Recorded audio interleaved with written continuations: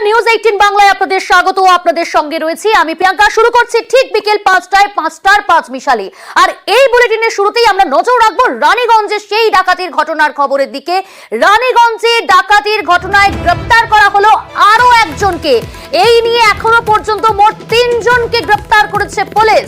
শশীকান্ত মালি, যাকে গ্রেপ্তার করা হয়েছে, ইনফরমার হিসেবেই কাজ করত এই শশীকান্ত মালি।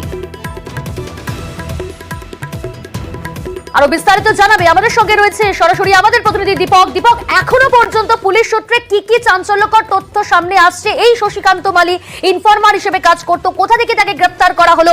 সোনু সিং মাস্টারমাইন্ড, তাকে আগেই গ্রেপ্তার করা হয়েছে, তার সঙ্গে কি লিংক আপ ছিল এর? দেখো, সোনু সিং এবং শশীকান্ত মালি এই দুজনেরই বাড়ি হচ্ছে বিহারের সিওয়ান জেলার রামগড়ের মালি টলা এলাকায় বাসিন্দা। ছোটবেলার থেকেই বন্ধুত্ব সোনু সিং এর সঙ্গে শশীকান্তের। যদিও শশীকান্ত পরে কর্মসূত্রে চলে আসে অন্ডালে দক্ষিণ খণ্ডে থাকতে শুরু করে এবং সোনু সিং থাকে বিহারেই থাকে। কিন্তু ঘটনার 26 দিন আগে সোনু সিং এই শশীকান্তের কাছে আসে এবং তার বাড়িতে আত্মীয় বলে আসে, তার পরিচয় দেওয়া হয় আশেপাশে গ্রামের মানুষকে। আত্মীয় এসছে শশীকান্তের বাড়িতে। এই 26 দিন বাড়িতে থেকেই রেকি করা হয় কিভাবে ডাকাতির ঘটনা ঘটানো হবে এবং কোন পথ দিয়ে পরে ডাকাতির ঘটনা ঘটিয়ে পালাতে হবে, তাতেই পুরোপুরি সাহায্য করে শশীকান্ত।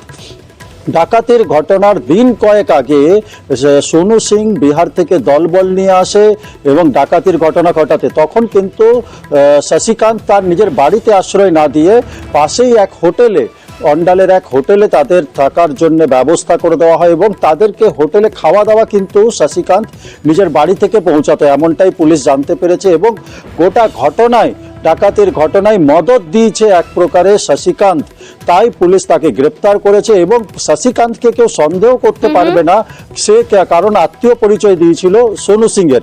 এই ঘটনায় পুলিশ তদন্তে নেমে পড়ে শশীকান্তকে গ্রেপ্তার করেছে। আদালতে তোলা হলে 12 দিনের। বেশ, পরিস্থিতির উপর নজর রাখো, আরো আপডেট নেব তোমার কাছ থেকে। আপাতত ধন্যবাদ।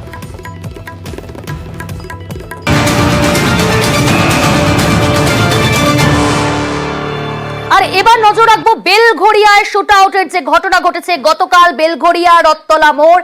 সেই শুট আউটের ঘটনায় ব্যবহৃত বাইক উদ্ধার করা হয়েছে এবং ইতিমধ্যে আমরা জানি এই ঘটনায় এখনো পর্যন্ত মোট 3 জনকে আটক করা হয়েছে। কিন্তু ব্যবহৃত বাইক উদ্ধার করলো পুলিশ। আপনারা জানেন গতকাল বেলঘড়িয়া রথতলা মোড় এবং সেখানে যে শুট আউটের ঘটনা এবং ঘটনা ঘটানোর পর এই বাইকে করেই দুষ্কৃতীরা কিন্তু চম্পট দেয়। সেই বাইক উদ্ধার করা হয়েছে, পুলিশ উদ্ধার করেছে। কোথা থেকে উদ্ধার করেছে, কিভাবে উদ্ধার করলো, কিভাবে অভিযান চালালো পুলিশ, জানাবে আমাদের সঙ্গে রয়েছে সরাসরি আমাদের প্রতিনিধি সুবীর। সুবীর, তোমার কাছ থেকে জানার চেষ্টা করব পুলিশ সূত্রে কি জানতে পারছো, কোথা থেকে এই বাইক উদ্ধার করলো পুলিশ?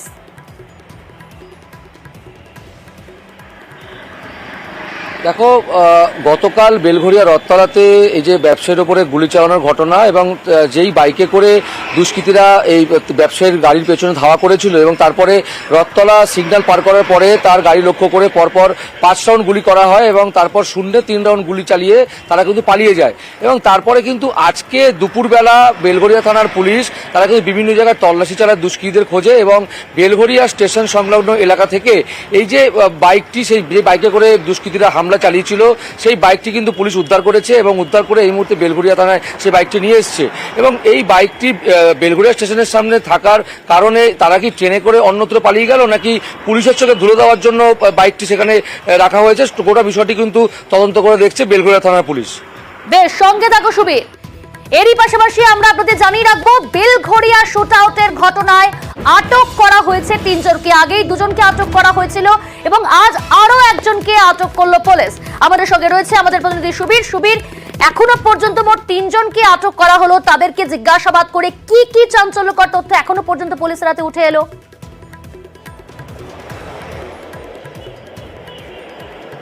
দেখো এই যে ঘটনা, এই ঘটনায় কিন্তু মূল অভিযুক্ত শাহজাদ আলী, এই শাহজাদ আলীকে কিন্তু পুলিশ খুঁজছে, বিভিন্ন জায়গায় কিন্তু তল্লাশি চালাচ্ছে।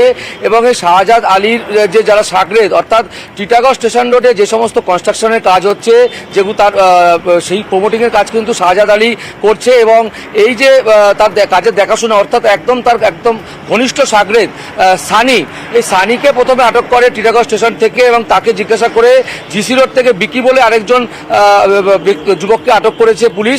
তাদেরকে জিজ্ঞাসাবাদ করা হচ্ছে এবং তাদেরকে জিজ্ঞাসাবাদ করে আজকে সকালে আরেকজন যুবককে পুলিশ আটক করেছে, কিন্তু সেই তার নাম কিন্তু এখনো পর্যন্ত পুলিশ জানাচ্ছে না। এবং এই ঘটনায় এখনো পর্যন্ত 3 জনকে আটক করে কিন্তু পুলিশ জিজ্ঞাসাবাদ শুরু করেছে। সঙ্গে থাকো সুবীর।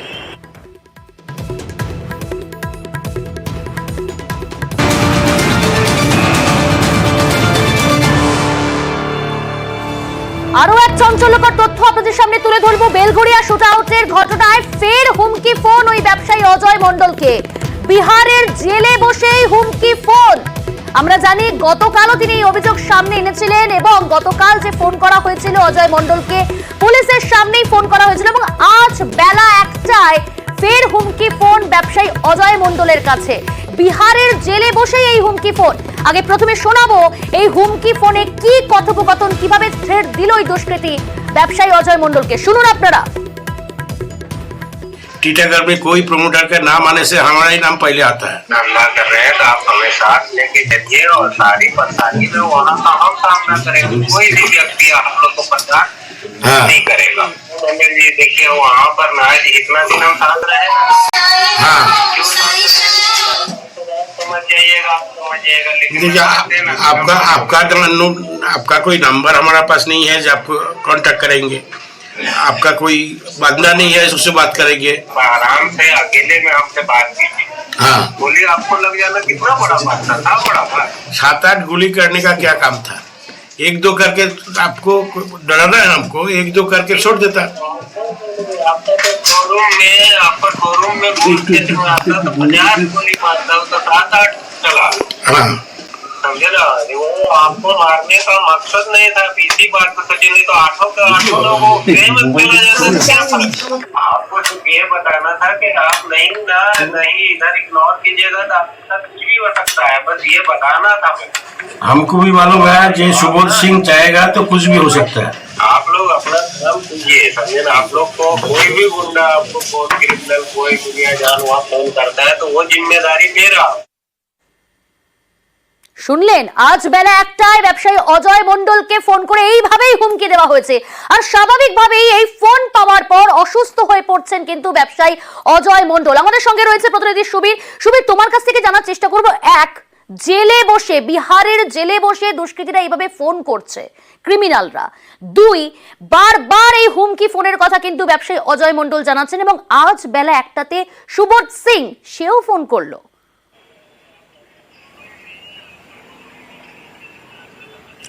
দেখো এই সুবোধ সিং কিন্তু বেশ কয়েক বছর আগে পানিহাটিতে একটি বেসরকারি ব্যাংকে ডাকাতির ঘটনায় কিন্তু এর প্রথমে নাম জড়ায় এবং তারপরে সে গ্রেপ্তার হয়।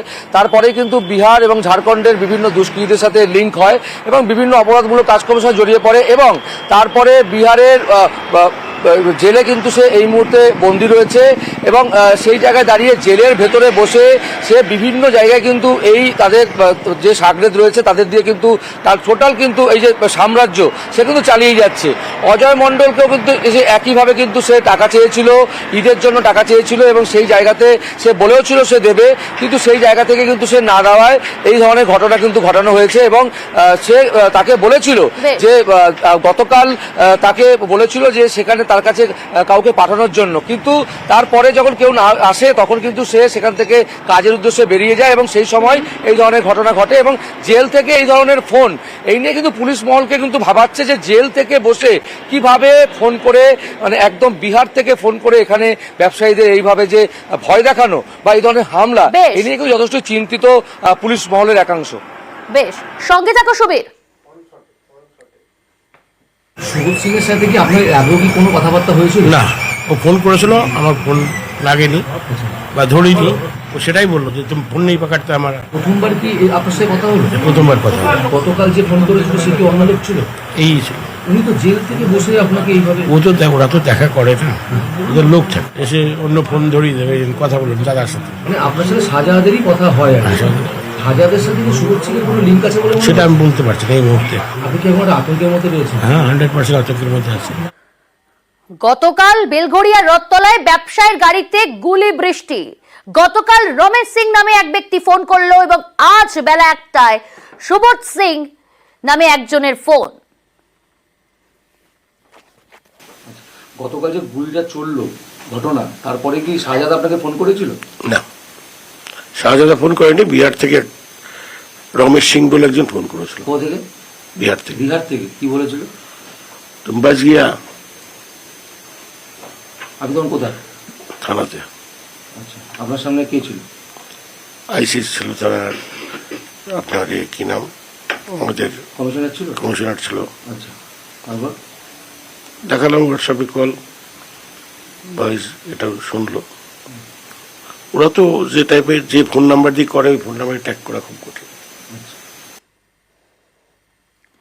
প্রমোটিং এর কাজে তোলা চাওয়ার অভিযোগ, তোলা না পাওয়ার জন্যই হামলা এবং এই হুমকি ফোন বলেই অভিযোগ করছে এই ব্যবসায়ীর পরিবার। স্বভাবতই এই ঘটনার পর কিন্তু যথেষ্ট আতঙ্ক ছড়িয়েছে ব্যবসায়ীর পরিবার এবং ব্যবসায়ীর মধ্যে। সরাসরি রয়েছে আমাদের সঙ্গে সুবীর। তাহলে তোলা না পাওয়ার জন্যই এই হুমকি ফোন এবং গতকাল এই হামলা?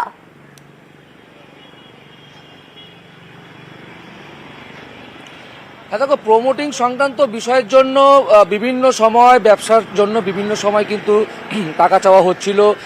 শুধু অজয় মণ্ডল নয়, অজয় মণ্ডলের মতো এবং অন্যান্য যারা ব্যবসায়ী রয়েছেন তাদের কাছেও কিন্তু অজয় মণ্ডলের ওপরে যে হামলার ঘটনা গতকাল ঘটলো, এটা নিয়ে কিন্তু একটা শোরগোল পড়ে গিয়েছে এবং অন্যান্য যারা ব্যবসায়ী রয়েছেন টিটাগড় ব্যারাকপুর অঞ্চলে প্রমোটিং থেকে শুরু করে বিভিন্ন ব্যবসার যে কাজ সেগুলো করতে গেলে কিন্তু টাকা দিতে হবে, এমনটাই কিন্তু শাহজাদ আলী যে ছিলেন তিনি কিন্তু বারবার কিন্তু ফোন করে এইটা এমনি হুমকি দিতেন। এবং এই ধরনের ঘটনায় এই যে স্টেশন রোডে যারা ব্যবসায়ী রয়েছেন তাদের মধ্যেও কিন্তু একটা আতঙ্ক, তাদেরও কিন্তু মাস গেলে টাকা দিতে হয় শাহজাদ আলীকে এবং কেউ ভয়ে মুখ খুলতে পারেন না। ঘটনার পর ব্যবসায়ী মহলে একটা কিন্তু আতঙ্ক তৈরি হয়েছে এবং একই সঙ্গে প্রশাসনের দ্বারস্থ হচ্ছেন ব্যবসায়ী মহল। আমাদের ওই কোথাও কাজ হলে এই কাজের জন্যই দিতে হবে, এই কাজের জন্যই দিতে হবে, তোমার কোনো প্রবলেম নেই। কি দিতে হবে? টাকা দিতে হবে। ওরা আমি বলেছিলাম যে ঠিক আছে তুই পাঠা, যতটা হবে আমি দিয়ে দেবো। তো কালকেই পাঠানোর কথা ছিল, পাঠায়নি। খালি আমাকে না, টিটাগড়ে যারা কাজ করছে প্রত্যেকেই ওর সঙ্গে সেটেলমেন্ট আসছে। টিটাগড়ে কাজ করতে গেলে টাকা দিতে। পরে কি শাহজাদ আপনাকে ফোন করেছিল? না, শাহজাদা ফোন করেনি, বিহার থেকে রমেশ সিং বলে একজন ফোন করেছিল। কোথা থেকে? বিহার থেকে। বিহার থেকে কি বলেছিল?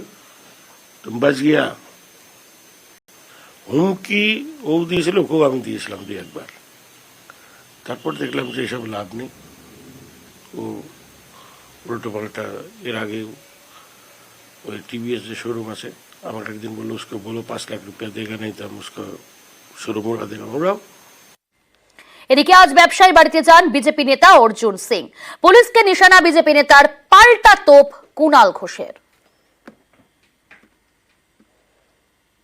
অজয়দা পুরো 8খানা গুলি চললো, উনি তো আগেও পুলিশকে বলেছেন। তা কি নিরাপত্তা? অ্যাকচুয়ালি পুলিশ তো সব জায়গায় নিরাপত্তা দিতে পারে না, কিন্তু খাকি ওয়ার্দির একটা দম থাকে, সেই দমের উপরে ক্রিমিনাল ভয় পায়। যখন ক্রিমিনালদেরকে পুলিশ প্রোটেকশন দেবে, ক্রিমিনালরা কাউন্সিলর হয়ে যাবে, ক্রিমিনালরা এমএলএ হয়ে যাবে, ক্রিমিনালরা এমপি হয়ে যাবে, তখন কি হবে? তখন এই পুলিশরা তাকে স্যালুট করছে। ব্যারাকপুরের অবস্থাটাকে এই জায়গায় নিয়ে যাওয়া হচ্ছে আপনাকে আমাকে দমিয়ে দেওয়ার জন্য, যে মুখে আওয়াজ তুলবে দমিয়ে দেওয়ার জন্য এই অপরাধীদেরকে ইউজ করা হচ্ছে আর তাদেরকে সেফ প্যাসেজ দেওয়া হচ্ছে।